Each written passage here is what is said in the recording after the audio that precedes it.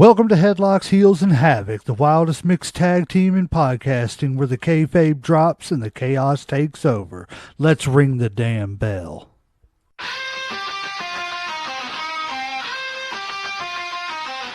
Headlocks tight, heels on the prowl, dropping elbows, hearing growl, feel the foul. No script here, just real, no bluff. Kayfabe crack, now the dirt gets rough. Headlocks, heels, havoc in the zone. Step in the ring, chaos is your home. No filters, no mask, just raw bare tone. Wrestling unscripted, we on the throne. Title bells, mic checks, crowd going crazy. Drop truth bombs, leaving lines feeling hazy. Beyond the kayfabe, past the charade, where legends are born and stories get made. Headlocks popping, who's hitting the mat? Welcome to the Havoc where the real talk's at. Tune in, step through, leave the fake at the door. Headlocks, heels, Havoc, now hear the roar. From the bright lights of the squared circle to the biggest stages in Hollywood, few names in entertainment history carry the electricity of one man, The Rock. Born into wrestling royalty, the grandson of Peter Maivia and the son of Rocky Johnson, Dwayne Johnson didn't just follow in his family's footsteps. He shattered expectations and became one of the most charismatic performers the sport has ever seen. Rising to superstardom during the legendary WWE Attitude Era, The Rock captivated millions with his electrifying promos and millions unmatched charisma and unforgettable rivalries with icons like Stone Cold Steve Austin, Triple H, The Undertaker, and many more. Whether he was laying the smack down in the ring or delivering one of his legendary catchphrases, The Rock turned every moment into must-see entertainment. Today, we're taking a deep dive into the career, the legacy, and the impact of the man who proved that if you smell what The Rock is cooking, then you're witnessing greatness. Welcome to Headlocks, Heels, and Havoc. I am one half of the greatest tag team in this podcasting business, the legend J-Mac. With me, as always, is everybody's favorite uncle, Uncle Slam. What's up, everybody? Can we smell what he's cooking today? I think we can smell it. I think we smell what he was cooking, what he picked up, what he laid down. Yes, big time. I mean, the man, I'm going to be honest with you. When I first seen The Rock, I was like, what is this? Like, you know what? I felt the same way. I didn't get it, man, because like the pineapple-y haircut, you know, it was like all real tight and faded up. And then it got here and it was just going everywhere. And then like I could see like the hints at the tribal stuff with his ring gear, like around the waistband and stuff and everything. But like honestly and truthfully, the biggest thing that impressed me about The Rock when I first seen him was the fact that he had boots that didn't have a calf part. I was like, that's pretty cool. He's got some cool boots. But other than that, I'm not digging the whole power bomb shoulder breaker thing. Like, I remember, like, when he debuted or whatever, because they were talking about it. I think he was the first third-generation wrestler. It might have been, like, was it Raw that he came out on? I want to say, what did they have Raw, or was it Superstars? I think it was Raw at the time or whatever. But, like, he'd come out, and I'm kind of like you. I was like, you know, it's like got the little pineapple haircut. He's got the little tassels. He's got the light blue. Plus, he's cheesing and all smiling and shit. And I'm like, what? Like, honestly, like, I did not think he was even going to last a year. I figured he would get lost in the shuffle. He might be a jobber or something. I never expected that he would turn into what he turned into. Oh, by far. Yeah, like, never saw that shit coming. I think one of the greatest things about him, though, and it's not just like with wrestling, it's been his entire career. He has been very self-aware and able to redefine everything he's doing. Yes. You know what I'm saying? If it's like, you know, okay, I'm a wrestler, but I want to go be a movie star. And at first it was, you're not a movie star, you're a wrestler. Now you're a movie star. You dedicate it's like whatever he dedicates his life to, he succeeds at. And that's a hard trait to come by Yeah. because especially with what he started off with wrestling. Yeah, like I said, I think his past has a lot to do with it. Because when I was doing research, you know what I'm saying, like obviously his dad is Rocky Johnson. His grandfather was Peter Maivia or whatever. So third generation wrestler. And you would think, where his dad was a wrestler and a superstar, that he would have the best life, and they had lots of money and nice cars, and didn't have to worry about shit. But it was almost like the opposite. It was like I saw where he had moved to, I think it was 14 states. He had lived in New Zealand. He had moved to Hawaii, Pennsylvania. Like he had lived all over. Plus, also, like money was funny.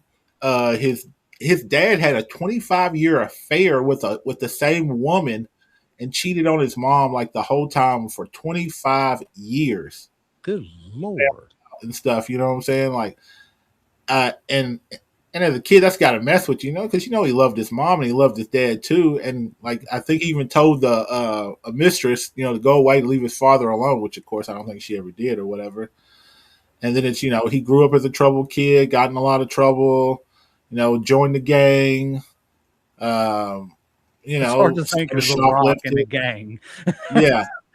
Well, I mean, 6'5", he's a big guy and shit, so, and plus as a teenager, he's, I think in high school, hell, they thought he was an undercover cop because he was so grown. He was so big and grown and shit. They thought it was 21 Jump Street. Right. I was going to say, to real life 21 Jump Street. Exactly. They're like, speaking to the microphone. What? Like, you know what I'm saying? Like, so. Yeah, he was a big dude, man. Like, he had a lot of adversity, and I think that kind of helped shape him. That's like, like he was a football player, for Miami and shit, and then he ended up losing his job to Warren Sapp, which it's understandable. It's Warren Sapp. He's a Hall of Famer, And that whole team, man, that Miami Hurricane They team were had stacked. some players, man. I think Russell Maryland was on there for a minute. What year was that? That was will it find out 2000, right now. 2002 or something? Who were all the notable players that The Rock was on the Miami Hurricanes with? Because they won a national championship. I think, yeah, and I think he was out. Wasn't that after he hurt his back? Yeah, like he was hurt at the time or whatever, but he was still part of the team. But like, was that the one that was like really stacked? Had Frank Gore and all the This everybody says right here, Dwayne "The Rock" Johnson played for the Miami Hurricanes from 1990 to 1994, winning the 1991 national championship while surrounded by future NFL legends and pro football Hall of Famers. His notable teammates included defenders Warren Sapp, Ray Lewis, Darrell Williams, and current Miami head coach, offensive lineman Mario Cristobal. I mean, that's a list. I mean, Michael Barrow, linebacker who became a top NFL draft pick, Kevin Patrick, a defensive end and teammate, Russell Maryland, defensive tackle, 1990 team. I mean, these are guys who went on to play in Super Bowls and like these ain't scrubs and shit. Right. And he made the team. You know what I'm saying? People don't realize that, people want to sit there and look at stuff like, oh, he was just a backup. How many people get to be a backup? Shit. And actually, he was really good as a player, or he wouldn't even got to Miami. The problem was somebody was just a little bit better. Warren Sapp was just that guy and shit. You know what I'm saying? Like, and the back injury that, between those two things, it's hard to come up against stuff like that. But here's some college facts about him that I found out. Of course, he played college football at the Miami Hurricanes as a defensive tackle. 1991 national championship team for Miami Hurricanes. Played alongside, we just discussed, Warren Sapp, Ray Lewis. Briefly signed with the Calgary Stampeders in the Canadian Football League in 95 when he was trying to make his way. I believe he was trying to get into the NFL, but like they were passing on him because of his back. Yeah, so like he went up there and I think he got injured. He had back. He had like ACL problems. So yeah, like he just got injured a whole lot up there. Yep, and that's exactly what it says. He got cut from the Calgary Stampeders, and that's what led him to go to pursuing that wrestling career. Yeah, He's his dad actually came and picked him up, and he was talking to his dad, tell him he was wanting to be wrestler. His dad tried to talk him out, which I've noticed that's a big thing with a lot of wrestlers, and their kids want to go into the business. They try to talk them out of it, like yes, hardcore. Like, no, this ain't what you want to do. Do something else. Be anything else. Wrestling is not what you want to do. yeah. I mean, it's it's crazy because as many like you said, there's a lot of parents out there who have warned their kids not to do this. And Mm. the kids still want to do it because Yeah. of the fact that they're they want to live in their dad's, they want to do what their dad Yeah, did. You know you what want to I'm be saying? like your parents and shit. So Yeah, if your dad was a Michael wrestler, you want to Jordan. be a wrestler. You think Michael Jordan's son, his idea was to work in an office somewhere? Yeah, No, I'm Michael Jordan's or son. be I a should be cop. No, he wanted to be a basketball player like his daddy. So his dad was a basketball player. He wanted to be a basketball I player. should That's just be the natural. heir apparent, no pun intended. Yeah, You know, exactly. but that's not the way it works out, and it's just it's kind of cool because in a way I guess maybe that maybe is why he succeeded because it opened his eyes up, Yeah, to the things that he was going to be facing. And it's like, okay, well, I know to look out for this. I know to look out for that. You know, I I think that's a blessing to some of the second generation stars. yeah. Well, I don't know if you know or not, but his dad used to wake him up when he was 5 years old to go train with him and shit. Yeah. Like he It, would take him to the gym and he would work him out, have him sweating at 5 years old, getting up early. God, could you imagine, man? I'd hate that as No, a kid, five. man. I'm still coloring. I'm over here eating cereal and shit. I ain't getting up at no damn early in the morning on Saturday to go work out. What are you talking about? I'm sleeping in. Right. I just got this GI Joe, man. I want to play with it. I'm trying to play the Super Nintendo over here or some shit. What are you talking about? This is not what I signed up for, Dad. Yeah. So I Not mean, cool. Yeah, it's crazy because I mean, he was he had and again we touched on it when he first started. I didn't see anything of what we ended up with. yeah. Um, I think life has a way of kind of shaping you and kind of changing. Because we all start out in one direction and then kind of go another. Yeah. And I think he was one of those people who kind of benefited from being at the right place, the right time, being in the Attitude Era, and being able to do what he does and be so charismatic to be, have the gift of speak and be able to just go up there and just cut a promo like nobody else and shit. He just came in at the perfect time, like he was the opposite of Steve Austin or whatever, you know what I'm saying? So like, and when he got on that mic and he started talking, it didn't matter what he said and shit. Like everything was hilarious. Like you were paying attention because you knew he was going to say something funny. You knew he was going to say something entertaining. It didn't matter who it was. He could crack a joke on anybody in the Anybody. ring or anywhere, whether it was the Hogan, whether it was Rikishi, the Undertaker, Triple H, Stephanie McMahon, Booker T, like some of those, like sucker 2+2, sucker, or like when he was Stephanie and stuff, like the songs he would sing, or when he was talking about her being a hoe and shit. Like those are some of my favorite things that he did or whatever. So like, what's your favorite? I guess either promo that he cut or like a funny moment that he did or whatever. Like if you had to think of one or two, which I two have come? two. Okay. The two that stand out to me the most, and the biggest runner up would be well, no, it happened I think in the same interview, the same Mm. promo. But my first one of all time wasn't really him, but it was Mm-hmm. kind of him setting it up Yeah. for the joke to happen. Because if there was no him, the joke would, couldn't have Yeah. happened. But like Michael Cole was still doing the backstage interviews, and he walks at the Rock and Sock Connection was going on, He walked up to The Rock and he said, Rock, what do you think about tonight's match? And of course, typical Rock, well, Michael Cole, what do you think about The Rock's match? And of course, Michael Cole went to say, it doesn't matter what you think, and then he goes on, says his spiel. Rock walks off, and Mankind's standing there. He brings the mic over to Mankind. He says, Mankind, what do you think about tonight's match? And without missing a beat, Mick Foley, and this is why I think them two were so great together, because they knew how to play off each other. Yeah. But without missing a beat, Mick Foley looks up and goes, it doesn't matter what I think.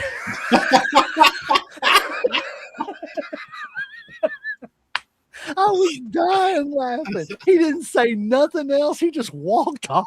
He said, it doesn't matter what I think. I was dying. Great. That's one of my favorites. The next one is when he kind of done this one a couple of times, but the time that stuck out to me the most was whenever he did it in the tag team match. I believe it was Rock and Sock versus Undertaker and Big Show. Yeah. But he also did it again when he was doing the whole I did it for The Rock. Like he said, shut up, you big fat fatty. Yeah. Yes, but that was great. That's my runner up. But the one that takes the cake for me is when he cut that promo on the Big Show, and he's like, you got the Big Show and you got the Undertaker. I'm gonna do my best Rock right here. He says, Big Show, you walk down to the ring, you throw that big leg up over the top rope, and you throw that other big leg over the top rope. You come into the ring, you turn around, you look at the fans, and you do the most impressive thing I've ever seen in my life. You throw that big ham hock of a hand up in the air, and you yell, I know. I love it. I watched so many clips of him making fun of the Big Show where he's like, he said, and Undertaker, you walk around to hear everybody going, die. I was dying, man. That's my favorite one. Like that one, especially when he does Rikishi. He's like, I did it. Yeah. Like I swear that is my top favorite. My number 2 would have to be when he was in the ring with the guitar and he was singing was it a birthday song to Stephanie McMahon? I know what you're talking about. I cannot remember the lyrics to that song. So Save My Life. Oh, what was it? He was because it was he had a little acoustic guitar and he's like strumming. He was like what was he saying? Started talking about how pretty and no, he was doing it was like a remix of "You Look So Pretty Tonight," but he made it sound like she was a hooker and shit. I'm looking at it. Like, I gotta play it. You got big breasts tonight. I gotta listen to this. Like Rock sings a song to Stephanie, birthday to Stephanie. There it is. Yeah. Here we go. Yep. Hold on. Let me make sure it ain't got no ad before it. I don't want to sponsor somebody and get our show shut down. All right. Let me rewind this second. This is great. Okay. Well, I hate my phone, man. I know. I go ahead and say it. It ain't an iPhone, right? I'm switching one of my iPhones there, brother. It's your birthday. Here we go. As a matter of fact, The Rock wants to help you celebrate this very joyous occasion. So, Stephanie, allow The Rock to sing you a very special birthday song. You know they love him. Yes. Happy birthday to Steph. You're a hoe with big breasts. I know this ain't the one you said. This is the first one I could see. But it's still funny. Yes. Take the night off from hooking. If you smell what The Rock is cooking. Classic. Between Stephanie and Triple H, like he always went so hard at them. Like it was so impressive. Like I think because And that's again, we just got through ragging on Triple H, and I don't want to get off because we're focusing on The Rock. But I think that's one thing that is a positive attribute about Triple H is he understands the business and understands that what's said out there ain't necessarily personal. Yeah, It's to get this reaction. We need this exactly. reaction, so let say it. You know what I'm saying? Yeah. It's the shock value. He understands that, and I Mhm. think that's again why they played off each other so good. Yeah, When he yeah. when he sang the song "SmackDown Hotel," Oh, yep. well, since Rock's baby left him, it was great. It's down at the end of Jabroni Drive at SmackDown Hotel. It was great, and I was caught, man. He caught you up with everything that he did. It was just you had to watch. Yeah. It You was know, like almost like must see TV because you knew he was going to do something interesting. You knew he was going to be funny. And it was all pretty much like off the top of the head. Now I'm pretty sure there was some shit that might have been rehearsed, but he was just so quick with it, quick with it, and shit just flowed so smooth. You know what I'm saying? It was like it didn't seem like he had to work at it at all. It was just that's who he was. yep. And honestly and truthfully, I think that has played over well to his success in Hollywood is Oh yeah, because you in Hollywood you got to know your lines. yeah, But how many times do those lines get delivered the exact way it's said in the script? You Mhm. know what I'm saying? It may flow different in a different way, and the director may be, hey, I like that better, so say it that way. As long as you're getting that point across. And I think that's he's good at ad libbing, Oh so yeah, hell yeah. in That's what makes movies, a good wrestler and shit. You know what I'm saying? Like you see Stone Cold and The Rock, like get up there like none of that shit's pretty much scripted. There might be like an outline, but like when you're up there cutting that promo, you have to just roll with it. Like whatever comes off the top of your head, whatever just comes out, comes out. Like everything's not written down and you're reading off a teleprompter and shit. and those are the best kind of promos. Exactly. Because it's not forced, it's just Yeah. it flows like I mean, just to give an example of a great just what moment in a promo when Triple H called out Kofi for his accent, the Yeah. Jamaican accent See? went away. It's great. He's like, wait a minute, weren't you supposed to be Jamaican? Great. It's just the Rock had that ability to pick up on something small that just happened in the ring, and it may not have anything to do with that promo, but it's just enough of a little break to make everybody laugh and pull everybody's attention back in. Yeah. He knows how to notice when people are drifting and pull Yeah. them back. And I think, which this is going to sound kind of fucked up, is like he's a lot like Hogan. Like if you look at Rock and Hogan, they're kind of similar. Like they're not the best technical wrestlers. Hogan's got a leg drop, The Rock's got an elbow, and they give you a couple power slams here and there and shit. The Rock has But the what absolute worst separated them, sharpshooter ever. yeah.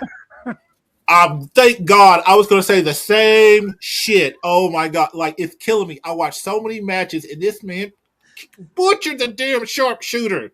You don't understand how much that aggravated the piss out of me. Bret Hart is rolling over in his Oh my grave, and the God. man Like, ain't even dead yet. every time I saw him put the damn sharpshooter on, I was like, oh my God, it's getting worse.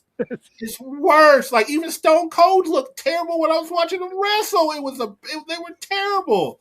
Like Bret needs to come out and show these people how to put a fucking sharpshooter on and shit. Yes, it's not hard.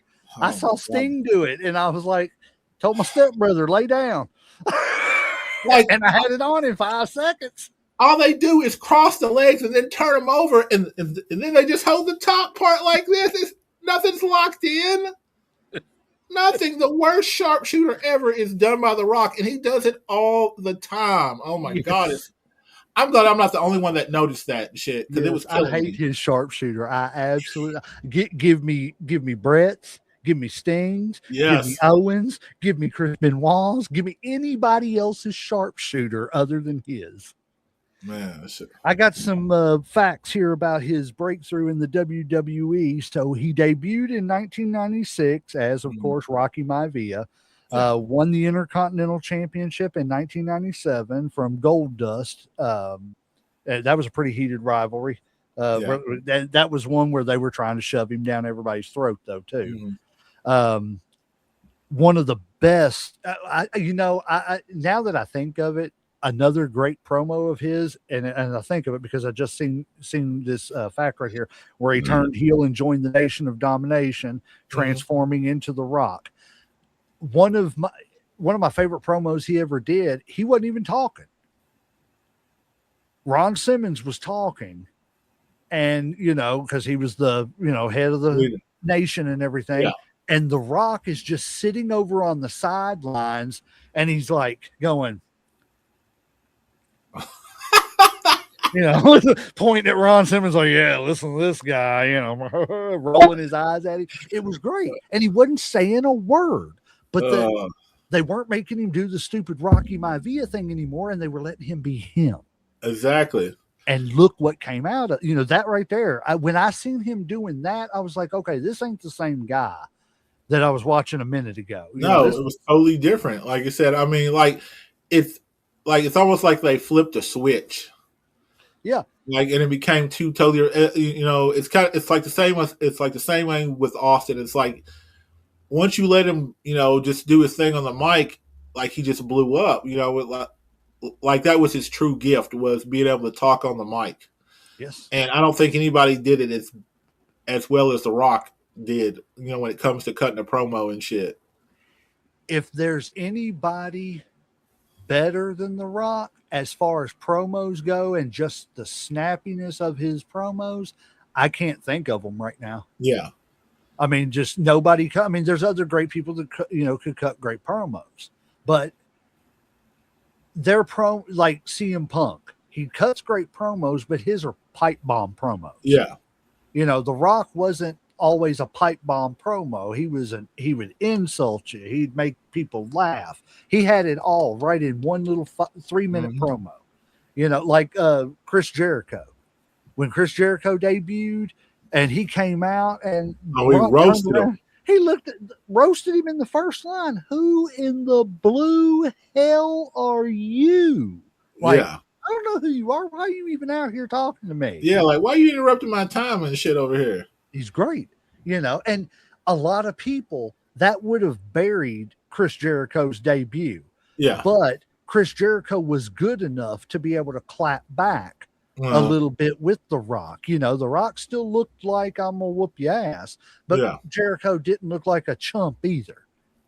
He knew how to do that too, to where you didn't, I would make you look dumb, but not bury you.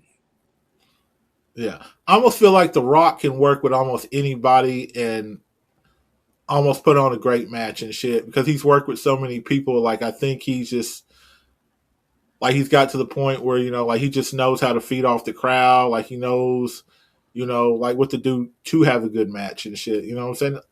Almost like a student of the game and stuff. Yes. And then, like you said, like, when you talk about his promos, I mean, like, think of all the catchphrases. If you smell what The Rock's cooking, Jabroni, SmackDown Hotel.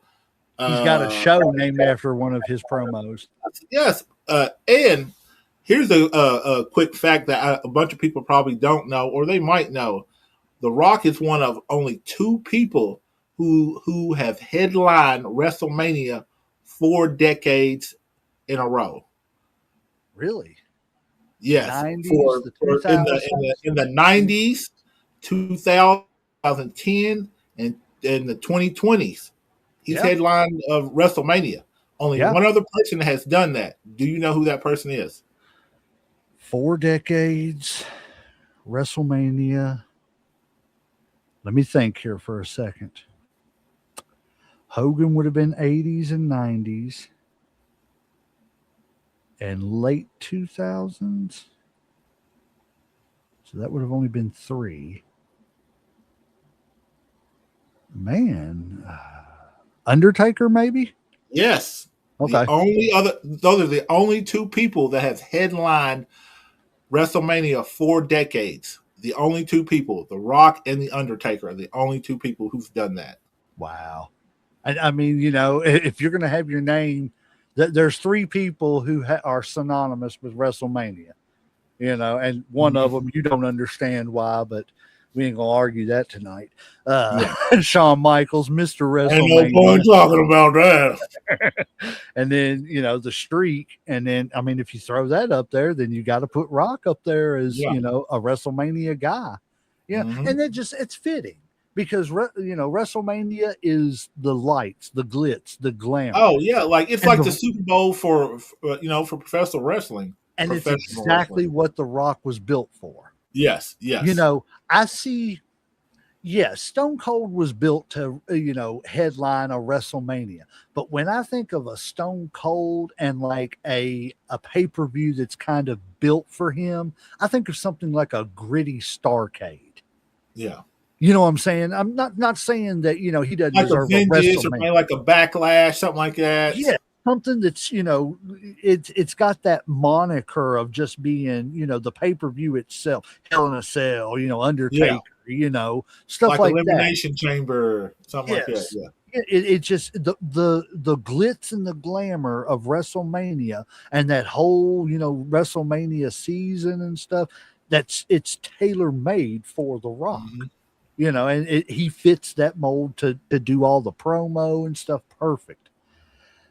Here's some other interesting facts about the peak of Rock's stardom in wrestling. That is, he headlined WrestleMania. Let's see, what's an X and a V? 15, yes, against Stone Cold Steve Austin.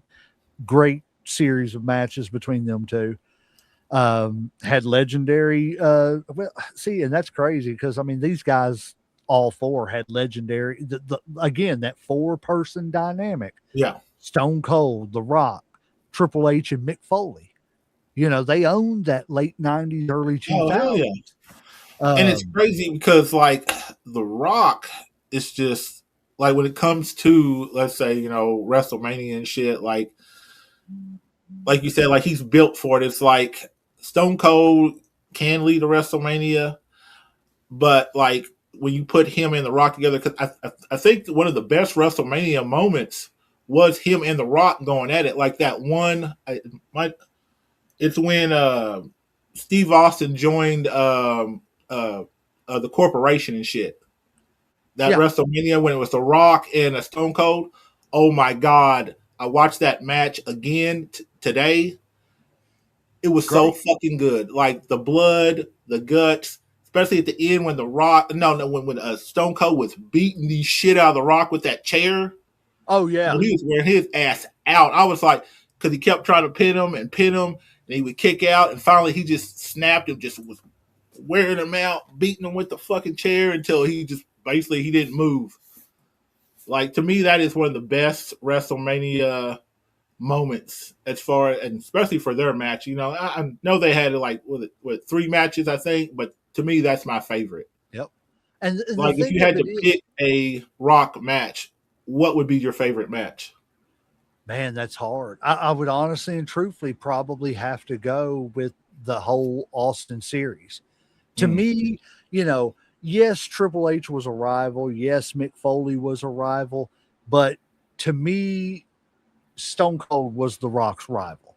That was he was like yin and yang and stuff. Yeah, yes. They were like opposites, like Lakers and Celtics. Yes. Like it was just there was nobody else, not Triple H at that time, or even though Triple H was starting to do his main event stuff after leaving the DX stuff, he still wasn't at that Triple H the game level. Yeah, and there at that time there was nobody else that could stand on the that first platform with The Rock other than Stone Cold, and that's even saying The Undertaker.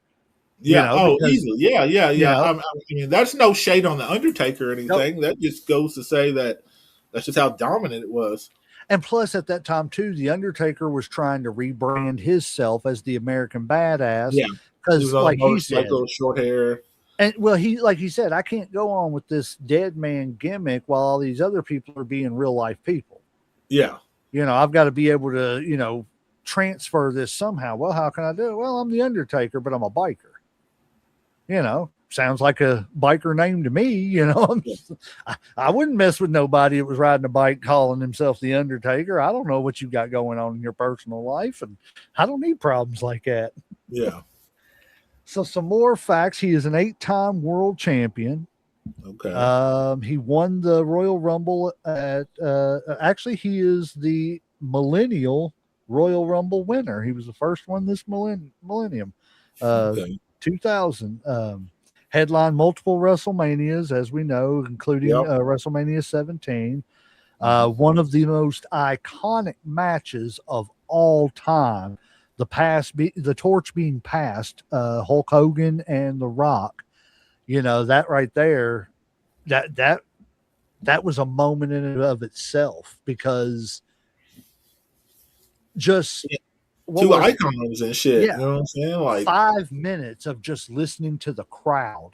just a look. That's all it took. Like they just looked like, and the I crowd mean, went fucking crazy. and all they had Like to do was walk to the center of the ring and just stand there, and they just, you can't buy that kind of energy that those two, and that wasn't expected. They weren't even in the main event, yeah, and that right there stole the show. It was like probably the best match on. It's the only match I remember from that WrestleMania, to be honest, without looking. well, like it's you know what I'm saying. Like when you have two icons, you got the past meets the future, and like when you can get that type of reaction and you don't even speak, you just stand there. That just shows how much control. That shows how much power you have over the fans and shit. Like not even like you don't have to speak, and you can get 50, 60,000 people to start just screaming. That's insanity, man. Yeah, Just a feeling. right. The energy that had to be in that place. It's remarkable. That match in and of itself, like Hogan gets a bad rap along a lot Yeah, because of doing business with people and stuff like that. But again, we touched on that on the last show, the recap with, maybe it wasn't so much of him being a douche and stuff, and maybe it was more he just understood the business a little better than everybody else did and understood what was going to draw money. I mean, how yeah, many people did he take that I would have never put Hogan with the Undertaker or with Earthquake in a yeah, rivalry, but for some reason it drew money. For some reason, Hogan knew it would draw money by making it look like this man put Hogan on the shelf for a while. Would he ever wrestle again? You know, there was nothing spectacular looking about John Tenta. Great wrestler, mm, super person from what I've, read and, yeah. heard about him and everything. Great family man, you know, but as far as a professional wrestler, he honestly and truthfully, he looked like enhancement talent to me. But Hogan seen the money.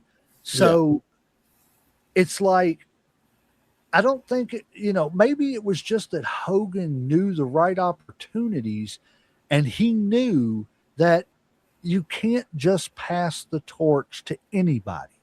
You Yeah. can't just let anybody beat a Hulk Hogan because that's going to propel them somewhere that they may not be ready for yet. Exactly.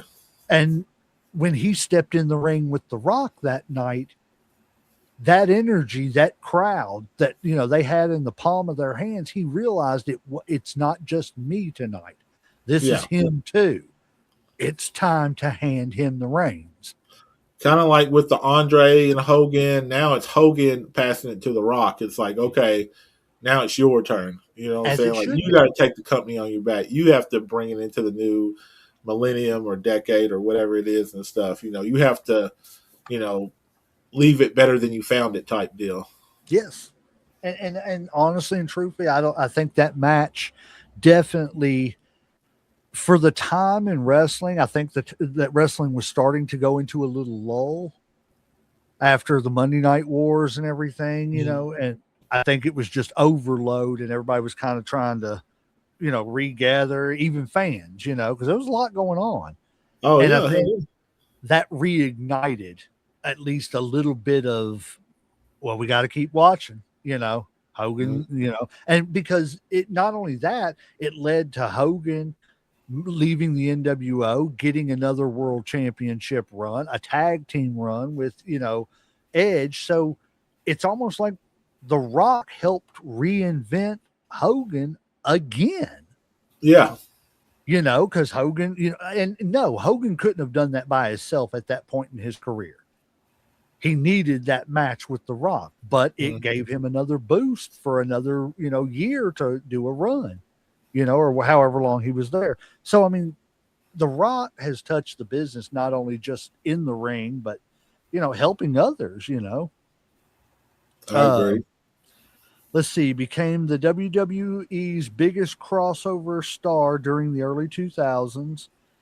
Uh, Returned later to defeat John Cena at WrestleMania 28 and won, I believe that was his eighth world championship. Um, how do Their you? shit got a little personal, didn't it? It did. And I think that and honestly and truthfully, I think John took it personal that a part timer was going to come in and beat him.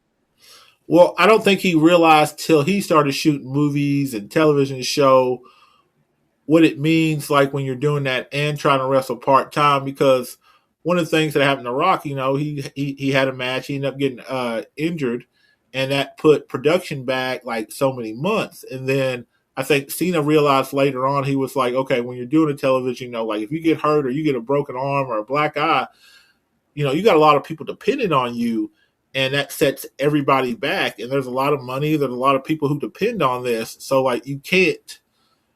I think he got to realize all the shit that The Rock had to go through. So, like, he had a little more respect, or, he appreciated it a little bit more, because he's like, damn, this guy laid the path so that I could start doing television and movie. This guy, I didn't realize that, like, this is how the business works when it comes to making movies and doing wrestling. He just saw it from the wrestling point of view. Oh, okay, well, this guy's coming in part time. He's getting all this money, he's getting all this hype, and he's not, grinding like I am and shit. So, he doesn't deserve the same as I do. But later on, he realized what The Rock was talking about and shit. But yeah, like the whole, you can't see me. Yeah. You can't see me. Peekaboo. Peekaboo. I love that shit. He is so good at that shit. I like just. And see, that's the thing is like, I know a lot of people, even John, took exception to The Rock coming back and Yeah. winning the title, being a quote unquote part timer. Um, Again, if I can make $15 million working 3-4 times a year, I'm going to do that too. Anybody So, would. Nobody's right. going to pass up that money like that. Come on, Exactly. man. Exactly. So, I mean, I don't hate on him for it. And if it had hurt the business at that time, I could see why the backlash would come from it, but I don't see how giving the fans The Rock versus John Cena could ever hurt the business unless it just absolutely was, as they say, the drizzling shits, you Yeah. know, and it wasn't. The promos were great. No, they weren't going to put on a technically sound, Bret Hart, Shawn Michaels match, but they put on a good match. It was Yeah. entertaining. The dramatics were there. Blah blah blah. You didn't know, is The Rock gonna, dethrone Cena and put him back down, or can Cena grab the torch and say, hey, we're done with you now? That was great. Yeah. I don't see. I know a lot of fans say that it hurt it and they didn't like it, but I didn't have a problem with it. I I thought didn't either. wrestling was bad at that point anyway, so anything, Yeah. I think it needed it, honestly. Like I said, The Rock and Cena's rivalry, like I said, I know it got personal, but I think that being personal also helped because, like I said, like reality helps when it comes to kayfabe and stuff. Like if you got a little realness mixed in, uh, I think that definitely helps the storyline. Um, Now, I did watch a few of the Cena's and Rocks, matches or whatever, and their WrestleMania moments or whatever. Um,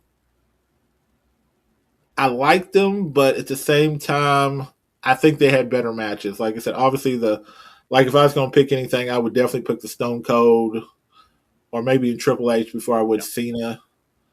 You know what I'm saying? I agree. It was later on in Rock's match, Yeah. And and honestly, he probably was trying to protect himself some in the in the matches so that he didn't get hurt and anything Well, like that. well, yeah, like he was started to. I mean, that's when he really started getting into the movies and all that shit. So, and I think that's why he kind of. Well, I think it's one of the reasons why he kind of quit wrestling. Well, one, his contract was up. Two, he wanted bigger things. I think he had pretty much done like everything he could do in wrestling, and television was just a natural option or whatever to you know. Plus, a lot of people see him as like I know that at one point there was even some people were trying to get him to run for president. Yeah, I've heard that that's still on the table. Yeah, so it's. I mean, I'm like, damn, like Can you see? Could you see The Rock standing up at the presidential podium, telling some dictator in a country he's going to lay the smack down on the candy ass? I think America would love that shit. Like, what I are you did, talking about? I did too. The They would people's love that. champ became the people's president. The people's president. Say it already. I know it Right. already. Well, here's some highlights of his life after life in the WWE. He, of course, everybody knows his film debut was in The Mummy Returns back in 2001. Yeah. From what I've heard, he's supposed to make some kind of a cameo in the new Mummy movie that's coming out. Oh, okay, that'd be cool. Yeah, it ain't supposed to be like anything where he's a big part of the thing. Yeah, I think it's supposed to be like a flashback or something. yeah, I could feel that. Maybe they'll flash back and fix that friggin' CGI in the Mummy Returns because that was terrible. Yeah, that is true. But he let's see, he went on because of the Mummy Returns and starred as the Scorpion King in Yeah, 2002. that wasn't too bad, but it was kind of. It wasn't a B movie, but it wasn't no. It was a good starting point action flick. Yeah, You I know would what I'm say saying? it would have been a good straight to video or like a Netflix movie. Yeah. And I think the only reason why they did the blockbuster thing was one, playing off the Mummy, two, WWE was behind it. So, they were helping to promote it. Probably, helped the studio's decision to promote it some because WWE was going to pick up some of the promotional stuff. Let's see. He successfully transitioned, as we know, from a wrestler to a full-time actor around this time. Became a part of the blockbuster Fast Five film that revolutionized the Fast and the Furious franchise, which I couldn't tell you anything about because I watched the first one and I've never watched. You ever watched any of them since then? No, I was a bigger fan of whenever Disney did the movies, or did their version of it, and they had the cars. Shut up! You're gonna say Cars. I know you're gonna fucking say Cars. That was better. That was a better race car movie to me than. I've watched them all. Like I said, he's all right. Like I mean, I'm like he plays the role as what he should, a big muscle head type dude or whatever. I'm just going to say Toe Mater had more emotional depth than Vin Diesel could ever think of. He didn't need to. He just need to have some baby oil and go do his thing. Right. Now it did lead to a spinoff though. So, like him, Hobbs and Nash or something like that. No, Hobbs and Shaw. Hobbs and Shaw. That's it. Yeah, it's like a spinoff of the Fast and Furious. Yeah. So it definitely led to that. So I mean, you can't hate on it. I mean, them checks still coming. That's right. And they're going to keep coming, especially because this is where he got into. So, those were his breakout roles and everything. This is more of what he's been doing since being the Hollywood, mogul or whatever you want to call him. He's, of course, starred in the Disney hit Moana as Maui. Yeah. I think all the kids around the world know who The Rock is just because of that. Led the successful reboot of Jumanji, Welcome to the Jungle. I actually enjoyed that movie. It was pretty good. Didn't he produce it too? Like I think his company, because he's got a production company called $7. $7. That's yeah. I was getting ready. I knew it had 7 in it, but I couldn't remember what. I guess when he was down on his luck, he checked his pocket and he had like $7 left. Yep. And that's all he had. When he was at his lowest point. And so that's what he named his production company. Yep. So The next movie that it's talking about is the DC superhero film Black Adam. Have you watched it, and what did you think of it? I watched it because I watch all DC movies or whatever. It was okay. I Can't think say it was terrible. It could have been better. Um, but it definitely didn't do what they thought it was going to do at the box office because they pretty much killed it after that.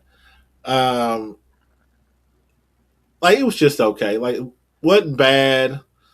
Would I go watch it in theaters again? No. But if it came on TV, I would let it play in the background. I guess.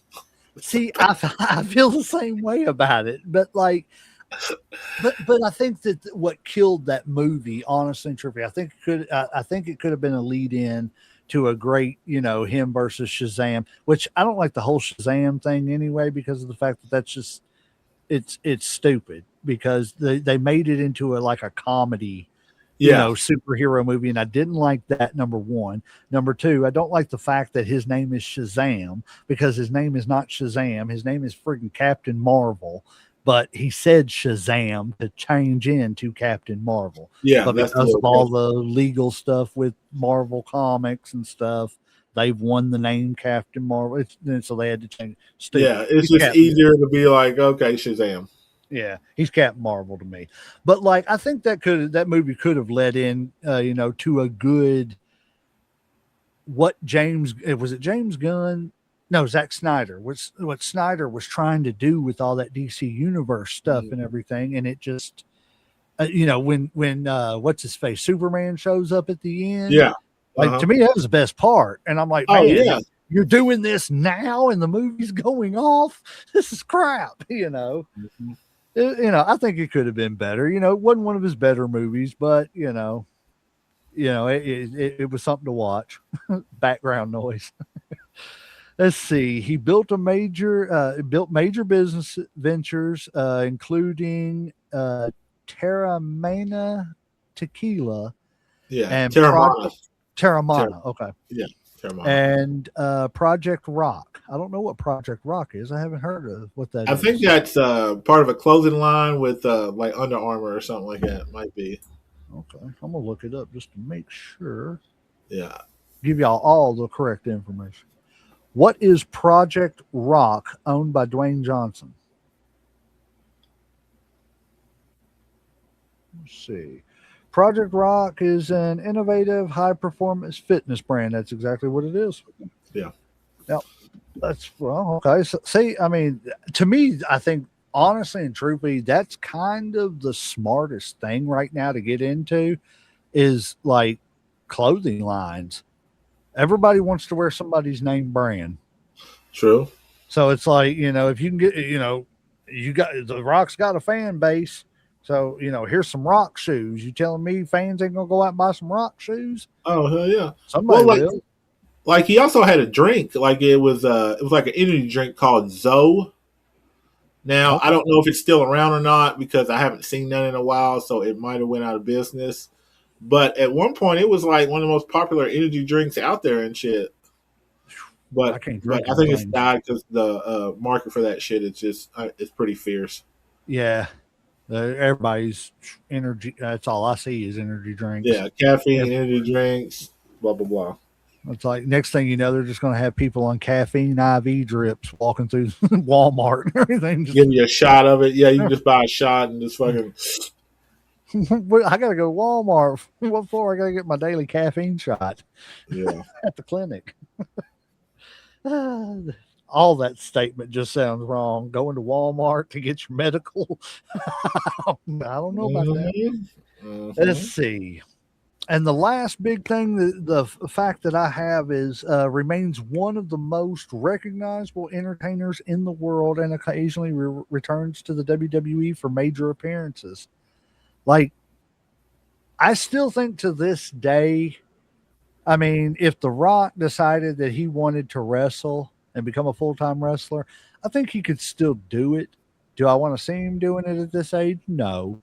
I'm Yeah. okay with the appearances like he did, at WrestleMania, being the final boss manager, company owner type character, Vince McMahon type character. Yes, yes. But I mean, so let me ask you this. What do you think at the end of the day, like The Rock's overall legacy for wrestling is going to be, in your words, when it's all said and done? Uh, Easy. In one word, probably. I don't want to say the great one. In probably two words. I don't want to say the greatest, but he's definitely up there. Like, there's levels to this business, and I think I put him on the same pedestal as I would put a Hogan, a Stone Cold, The Rock, Cena, and probably an Undertaker are all on the same level as far as their impact, longevity, great matches, WrestleMania moments or whatever. He's just got it all. You know what I'm saying? Like, he's The Rock for a reason or whatever. You know what I'm saying? Like, he's probably the best on the mic that they've ever been. I'm pretty sure there's a lot that are close or whatever, but he's probably one of the best to ever cut a promo. Um, he's got great business sense or whatever. You know what I'm saying? Like, he's been through a lot and he's still there. I mean, he's worth, I think, what, $800 million, almost $1 billion. Yep. And he's From a wrestler? From $7 Yeah, to 800 from million. $7 to fucking almost $800 million. I think the man's done pretty damn good and shit. Now, I got think one. Can you show me a business plan on one? I think he'll be one of those people that will be talked about in wrestling for a long time and stuff. As long as he's still part of TKO, which I'm pretty sure he's still part of the board, and his daughter was general manager at NXT until she obviously did something she wasn't supposed to. And Dad had to be like, "Come on, hon, let's go home." Right. You can't say those things when you're working for a company. Yeah, but his legacy is pretty much like cemented in or whatever. To me, if I had to sum up in one word his career, electrifying. Oh yeah. From the minute he walked in the door, even though we weren't buying it and we didn't like it, he always had energy. The smile, whether it was trying to be that goofy baby face or just entertaining people through rolling his eyes at, while somebody else is talking. He knew how to grab the audience, captivate them. And like you said, like Hogan, he knew how to put them right there in the palm of his hand and do whatever he wanted to with them. He could mold them like clay. And that there's very few people in the business who have ever had that power. Hogan being one of them. Stone Cold probably another one. It's a rare trait that not a lot of these guys have. So, I mean, for me, one word, electrifying. So let me ask you this before we get out of here, because I meant to ask you this earlier and I didn't. If you had, we kind of covered their fantasy match on the recap, but what would your fantasy match that never happened with The Rock, somebody he never faced, what's your fantasy for the world title? Doesn't matter which one, just fantasy match. The first thing that popped in my head would probably be him versus his pops to start with. Father son, Rocky Johnson versus The Rock. That's always going to be an interesting match. Who I would want to see him face that he never got to face? Yes. I don't know. I mean, that's a good one. I would want to. I can't say Stone Cold. I want to say Brett, but no. Maybe Shawn Michaels. I think that could have been a good one. I never would have. I honestly, I would have never put that together. But I think Shawn and him could have had a good match. I know they would have had a good. Well, like I said, I mean, as much as I don't like Shawn, like I know Shawn can work well with anybody, and I think Rock's pretty much the same way. I I would have liked to see the build up of that. Yeah, yes. Now, I think that might have been better than the actual match. Yeah. Just because all the trash talking, the jokes, that shit would have been hilarious. Yep. Because But Sean would have tried to shut down the goofiness. You know what yeah. I'm saying? Because at that Mhm. point, he wasn't really the DX Sean anymore. He was more serious, blah, blah, blah, stuff like that. That would have been a good one. I never would have thought about I'm that. thinking about Sting, but I don't know if I really want to see him as Sting for some reason. Maybe Sting could teach him how to do a sharpshooter, though. Right. That might be good. He's like, hey, man, before we go out there, can I show you something? Yeah. Just one time. If you don't get it, it's cool. I'm just Who would you pick then? I was thinking about this the whole time we've been doing our research and everything when we decided on you decided on The Rock. And the reason I say that, people, is we take turns picking topics. It's not like this is who we're doing and you just This is shut what up. we're doing, and you don't like it. But ever since you told me The Rock, I got to thinking about this, and the one that sticks out the most to me, world title. I don't really care about the stipulation. It doesn't have to be any kind of stipulation match, but I want The Rock, the People's Champion, versus Diamond Dallas Page, the People's Champion. Ooh, never thought about that one. The Battle of the People's Champions.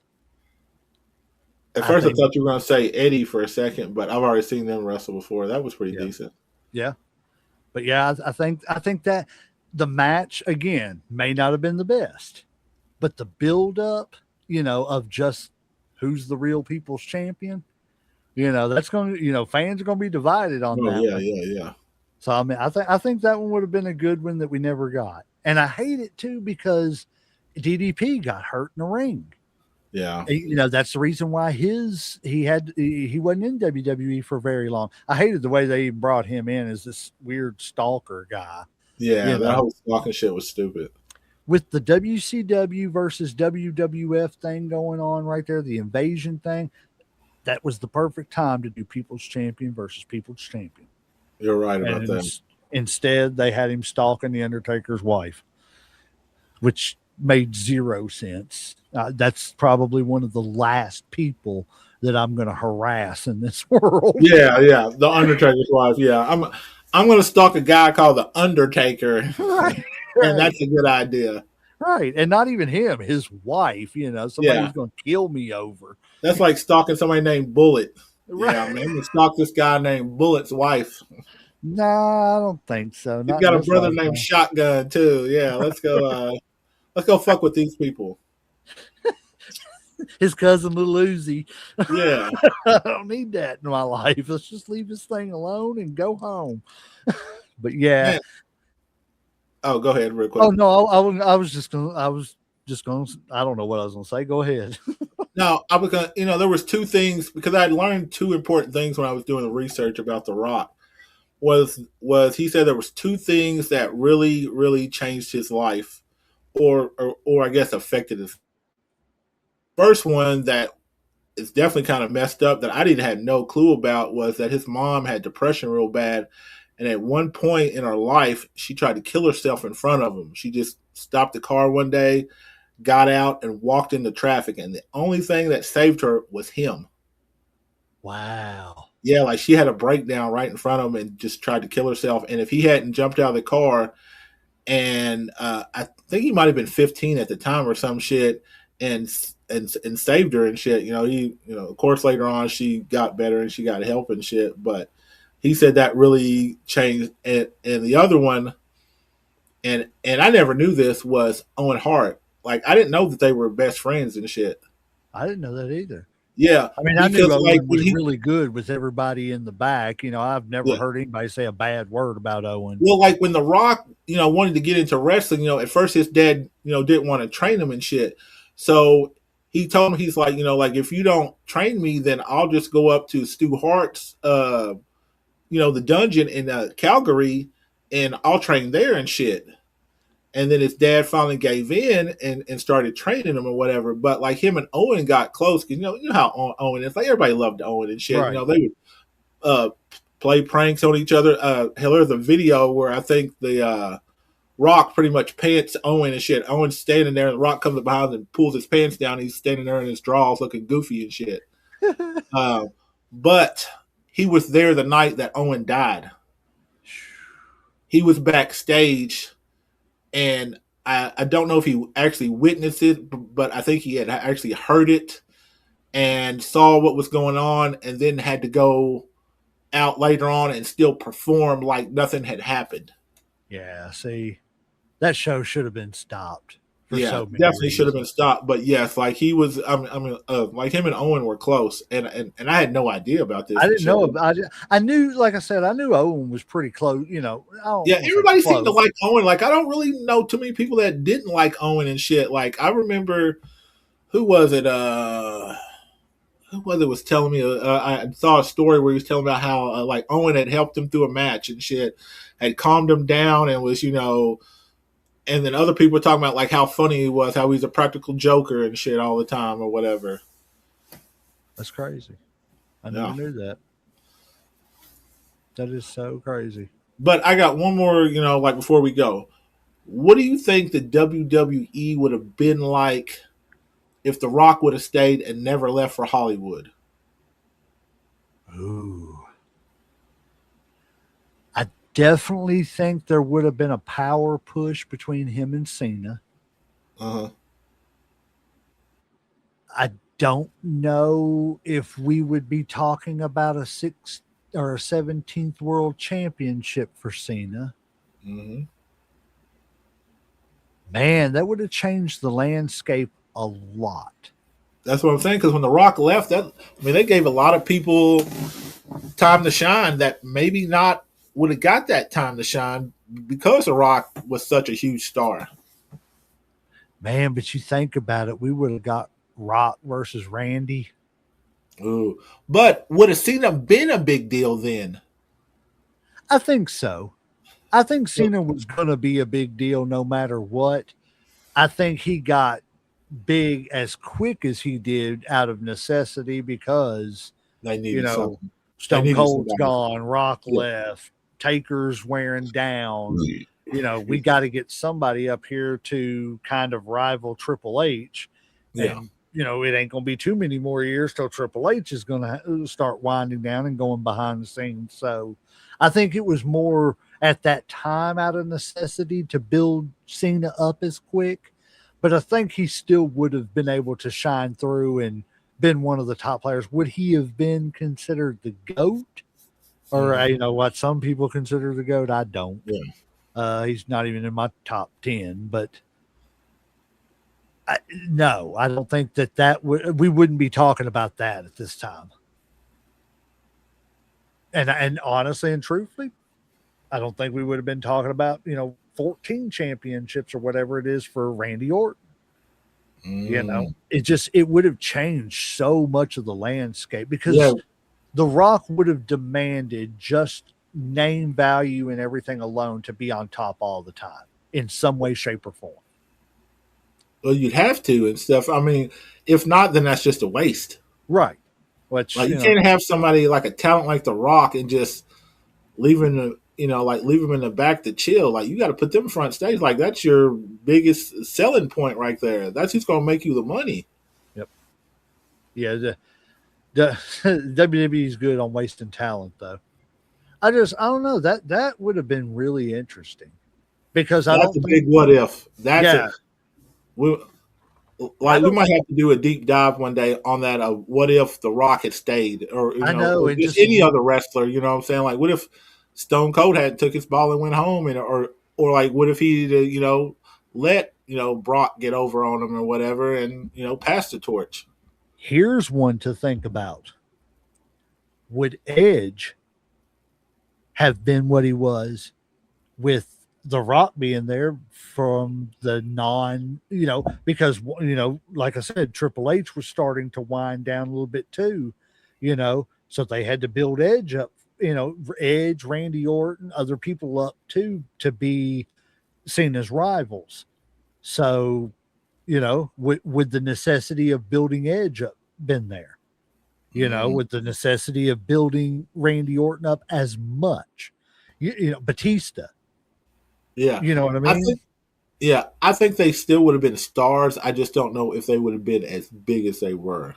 Right. And that's me because there would have been so much shadow from The Rock. And Exactly, not because The Rock is so huge. Yeah, like I mean, he cast a major shadow on everybody. Like unless you're a Stone Cold or a Hogan, then like you're gonna be eclipsed by him, or a Cena. yep, Like it's just and that's exactly what would have happened is The Rock would have taken over that Hogan-esque role of just mhm. being, you know, I'm the dude. Whether you're the champion or not, I'm still the dude. And they're going to work plans around me first.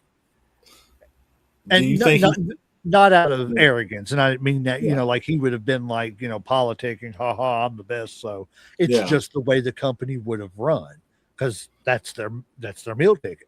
yeah. Do you think he still would have went to TKO as far as being a board member, or do you think he would have, strictly stayed as a wrestler and just got a huge paycheck? I think The Rock always had his eyes on just Something bigger? not necessarily something bigger, but he just always won a new challenge. Yes. And I think too, it was always about not that he didn't love wrestling and not that wrestling didn't make him what he was, but as a businessman, he was just, I got to do what I got to do to secure life for my family. Exactly. And if I can make $15 million working 3 months on a movie, as opposed to $3 million working a full year, 330 days out of the year. I mean, it's just smart business. And it's less physical. Like, Right. I mean, you got to figure, you got stunt doubles, you got like, and then you trade that for being on the road, grinding, almost 300 days a year, wrestling, getting slammed, taking the chance of getting injured. Only made sense to me. Yeah. I Common mean, sense to me. yeah, because it's just, like I said, he had to do what he had to do to secure life for his family. Unfortunately, his wife ended up divorcing him and taking a bunch of it, but good Lord, she took a bunch and he's still worth $800 million. They're still friends. Like, what are you talking about, man? She's still his manager. Like, his Yeah. first wife is his Yeah. manager. Yeah. They're She's like best friends. Yeah, like she owns half of his production company. Here's a question I have, and I just thought about this. I wonder how much of, I don't want to say The Rock's knowing, because that would kind of implicate him in it, but The Rock's knowing of the rumors of what was going on in the office, Mm-hmm. if that played into him saying, there's more money over here. I love wrestling, but I don't need to get caught up in this shit. Um, Maybe, but I really don't think so. I just think that he just looked at it as a good business decision because it's kind of like you said. I can work 3 months and make 15 million, or I can grind and make 3 million. And like you can shoot a couple movies a year and make a killing compared to grinding for 300 days a year and getting beat up. So Right. it just made more sense to do movies. Plus, like that's what most people want to do. Like if you're in show business, movies are where at. Television's nice, but the money comes from doing movies. Oh yeah, the quick money, as far as like Yeah, Hollywood standards, yeah, quick like the money. big money and shit. Where you're gonna get 20 million a picture or some shit like that, and then you're gonna get a cut of the gross and shit or the ticket sales. So, like, you're just not gonna get that in wrestling because I mean they're just not made for that. Now somebody's getting that money, but it ain't them and shit. It's Could you? Vince. Yeah, I mean, yeah, I wonder how mad. I don't want to say mad, but I wonder how just absolutely furious it makes like Stone Cold and you know, well, not Triple H because he's still making a killing, but like The Rock and stuff like that. that like they were, getting a guaranteed $2,500 and 15 dates, and whatever they did from that would determine more or less. Yeah. You know what I'm saying? And you got Roman Reigns, $15 million a year and working 4 dates a year. You know what I'm saying? I mean, they've got to be like, I'm glad I could lay the pavement for that and everything, but there's got to be a little something inside of them going, man, I wish they'd just, cut me one little check one time. Well, I'm pretty sure like it's like any old school worker or player, like people in the NBA, they're probably like, damn man, these kids nowadays get paid all this money, man. They got it easy and shit, man. We had to do this and this, and Right. I was still working as a plumber and shit and blah blah blah to make it and shit. So hell yeah, they're probably like, damn, this is nice. Yeah, I mean, I'm glad they get what they get. You know what I'm saying? Get what you can get. I You just, should shit. so let me ask you this, in saying that, do you think that, uh, wrestling needs some kind of a union? You're probably asking the wrong person because I'm always pro union and shit. Obviously, I'm in a union because of my company and stuff, but I feel like I not mean, there's always, pros but and cons with it, yeah, yeah, yeah. On any situation, you know what I'm saying? Man, there's always pros and cons. I mean, don't get it twisted. I mean, there's sometimes I'm like, cool, the union's great, and then there's the other times it's not. Um, like the union does do good shit for some people, but then others it lets people that are shitty kind of hang around some. So that is a negative side. Because unfortunately, like a lot of people that need the union aren't aren't exactly the best employees right? sometimes. Uh, but don't get me wrong. Also, there are a lot of shitty companies that do try to take advantage of you, and it does come in handy. Um, if when it comes down to healthcare and retirement, I think that would be a good thing. You know what I'm saying? Like because I don't know if a lot of people do have financial planning in WWE or pro wrestling. I don't know if they have set money to the side. I mean, obviously everybody's an adult; they're independent contractors or whatever, and you know you do whatever you want with your money, but it wouldn't hurt, and I don't think people would be against it as far as wrestlers. I think they would be happy with it, but most corporations are not going to want a union because that takes the power away from them. Yep. So I think it would be a good thing, but like I said, I'm also very biased because I'm part of a union. I like unions a lot. I think they do good things. So to me, yes, it's a positive thing. But other people might be like, nah, you take a little money out, or it's just a lot of red tape and that type of shit. So And see, that's the thing. I don't know if they necessarily need to completely unionize, mm, but they need to come up with some kind of like retirement organization. Um, what is that thing? The Cauliflower Club. I don't know if you've ever heard of them. mm, Look them up. It's like ex wrestlers. I think. What's it? B. Brian Blair, one of the mm, Killer Bees, is part of like the board or something like that. But it's an organization that, like, when ex wrestlers come under hard times and stuff, they try to jump in and help them pay off their mortgage or whatever, so that they can, keep their house or yeah, whatever. I don't think they go to extremes. They ain't like dumping $2 or $3 million in your bank oh account, but yeah, they're getting you secure, yeah, to where you're not. They know you're not living on the streets and stuff like that. As unfortunately a lot of wrestlers have. I've yeah, heard a lot of horror stories about like Virgil when he passed away. He was basically setting up tables anywhere he could, like on the Hollywood Walk of Fame. He would sit there and set up a table, just try to sell stuff and everything.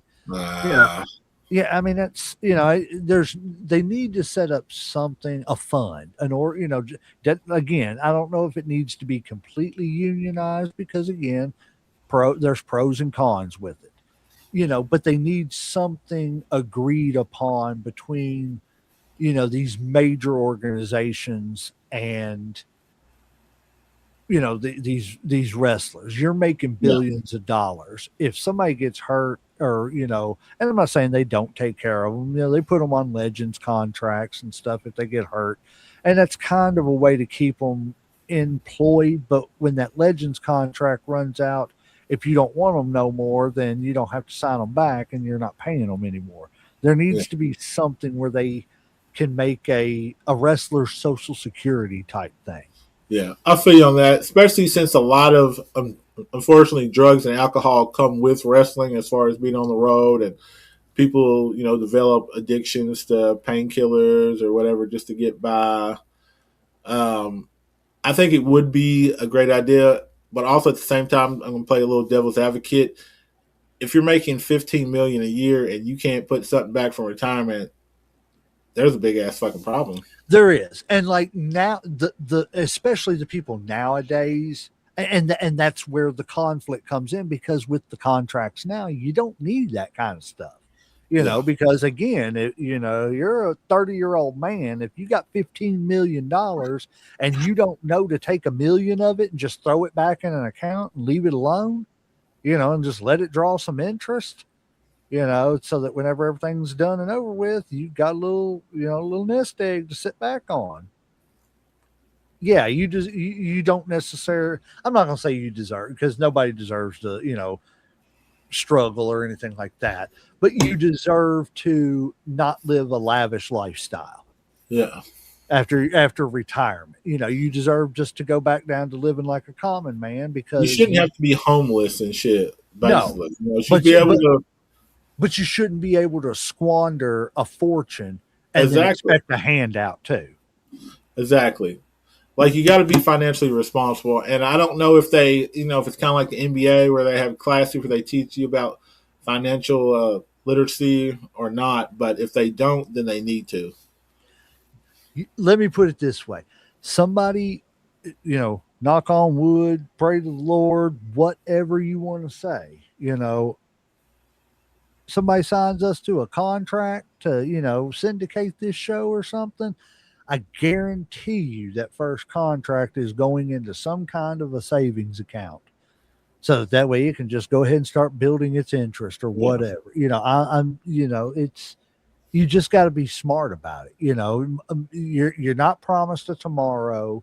You're not promised, that and not even with death, you're not promised employment tomorrow. Anything could happen. Anybody could lose their job, their house, their car, yeah, yeah. their Easy. livelihood in the blink of an eye. So it's like, you Especially being know, a wrestler. I mean, you got to think. I mean, injuries are just part of the job. It comes with it. So all it takes is one mishap, and you're out for life. mhm. Well, look at how many young, you know guys coming into the NBA and into the NFL and everything. They get them big, huge first contracts, and by the time they're signing their second one, they don't have $100,000 in the bank Hmm. because they've just They went and don't think blown it. about taxes. They don't think about agents. They don't think about houses and baby mamas and all that shit. That's it. I got news for you. If I'm rich and I was young, I ain't touching a woman for a few years. You know what?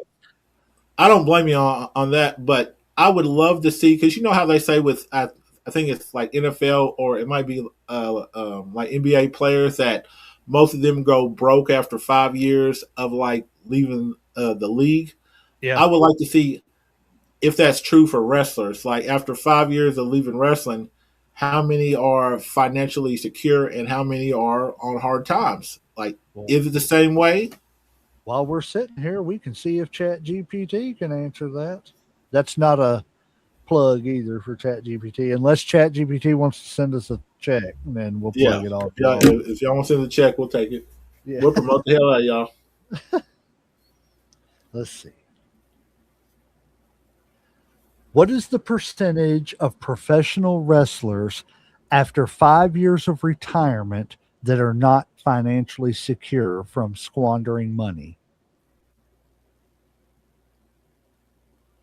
But the best way I could think to word that, it says there is no reliable study that gives a precise percentage specifically for professional wrestlers who are uh, financially insecure 5 years after retirement.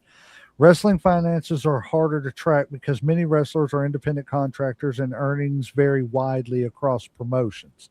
However, using research on professional athletes, which is the closet comparable data, we can estimate the problem. Let's see, about 60% of NBA players are broke within 5 years of retirement. Around 78% of NFL players face financial stress or bankruptcy within 2 years of God retirement. damn, 2 years? Jeez. Not even six, 2 years? Some longer term studies show 16% of NFL players file for bankruptcy within 12 years of retirement, but many more experience financial distress even if they don't declare bankruptcy. Damn. Why wrestlers are often in worse financial shape.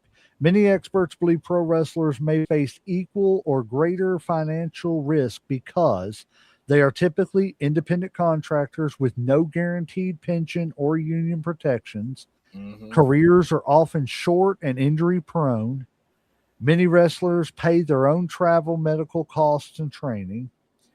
Income is inconsistent unless you reach the very top promotions. Estimated reality in wrestling, because there isn't a formal industry study, analysts often estimate well over 50% of wrestlers are not financially secure Yeah, within several years of retirement. that's half. Yeah. Half of them. But the real situation is uneven. Top stars like Dwayne Johnson, John Cena, or Steve Austin often remain wealthy. Mid card wrestlers may survive on autograph signings, conventions, or small appearances. Independent wrestlers often return to regular jobs after their careers.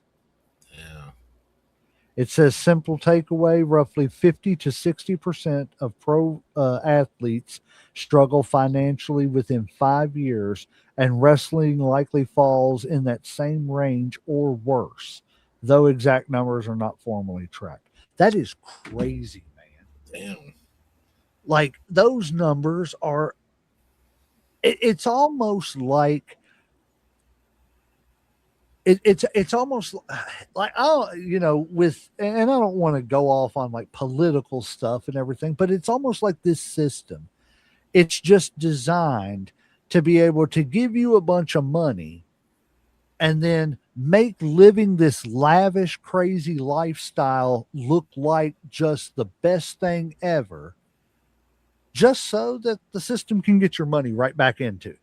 We just spend your money here. Here's a bunch of money. Now give it right back to us, and we'll give you this car instead. Well, and that's pretty much true because unfortunately, a lot of these, say maybe pro athletes, pro wrestlers, NBA, NFL players, are usually poor kids that's never had money. Most of them ain't really, they're working to try to get their parents a house or get them into a better spot and shit. So unfortunately, like when you never had money, like you don't know what to do with money and shit. Like once you get it, you try to look like money. You want to drive the Rolls Royce. You want the jewels, the chain. You want the mansion. You want 12 baby mamas and shit. And all that shit costs. You want the fucking $5 or $6 million mansion, taxes, fucking upkeep. All that shit is expensive, and a lot of players don't even factor in taxes. Yep. Before anything happens, Uncle Sam's gonna get a third of your money. Yep. He's getting If his not, cut off the top. if not more, depending on the size of that contract you signed. Exactly. And then you got to figure, okay, then your agent's going to get what, maybe 5% to 3 or 4%, maybe 10. I think 10 is the industry standard. Okay, 10% right off the rip, and then you're going to factor in if your ass is silly and you got baby mamas or you got a couple babies out there and shit, and they base child support on what like say you just got a big salary, Tyreek Hill, all that money. They base it on what it is right now, and it's hard to go back and get Yep. them to lower it once they've already raised it to a certain amount. Yep. It's crazy. It makes no sense. Well, prime example, and this I know personally because the guy was my uncle. I won't say his name or anything like that, but I had an uncle who played for the University of Kentucky. He went on to play in the NBA. He played for the it was either Washington or Cleveland. I believe it was Cleveland he played for. He got drafted by Washington, played for Cleveland. But he also went and played in Utah with Malone and Stockton. And I was looking at some I had a magazine one time that was showing, all the rosters during this year and the salaries, contract, year links and stuff like that. At that time, he was the highest paid player on the Jazz over Malone and Stockton. Damn. By year 4 or 5, he was out of the league. His wife had taken a bunch of his money, and by the time everything was said and done, he was back at UK working as a security guard. Nothing wrong with that. Not downing him at all. I loved him to death. You know what I'm saying? He's a great guy. I used to tease him all the time. I'd give him my Louisville Cardinal hats and everything and ask him to give me an autograph and everything. He'd tell me to get that shit out of his face. Exactly. But hey man, now your daughters would disagree with that. Well, yeah, but we're not going to tell them about that. So they don't have to know. But and it just goes to show you, man. I mean, he had the world at his hands. And by the time it was all said and done, he was working security at UK. And it's like, it's sad, man.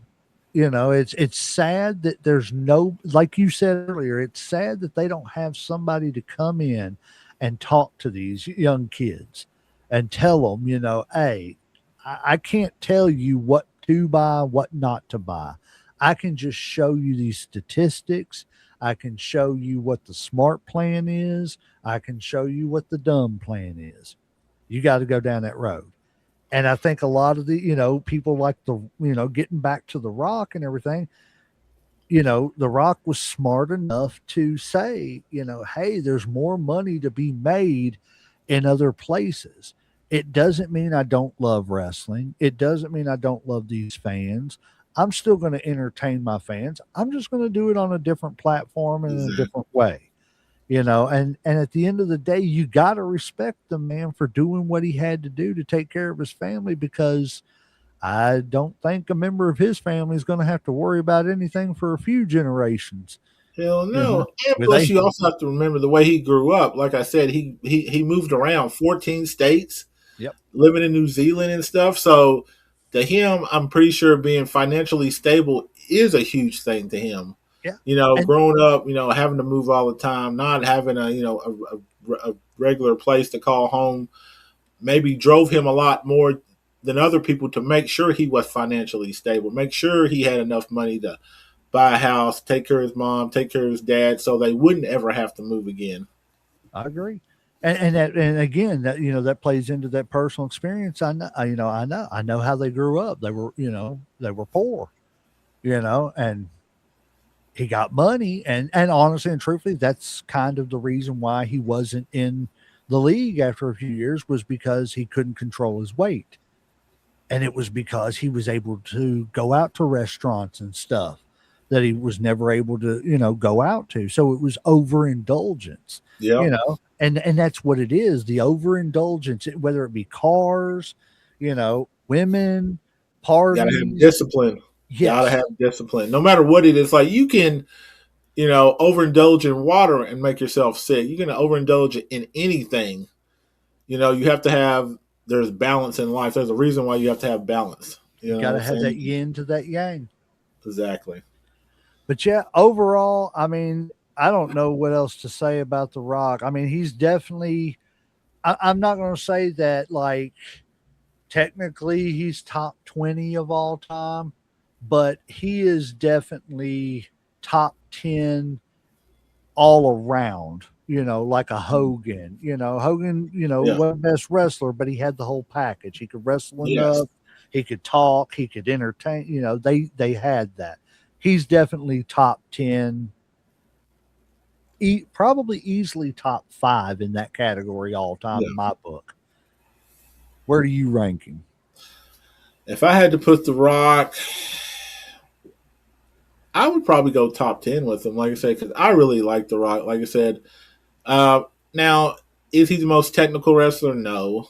Could he do it if he wanted to? Probably so.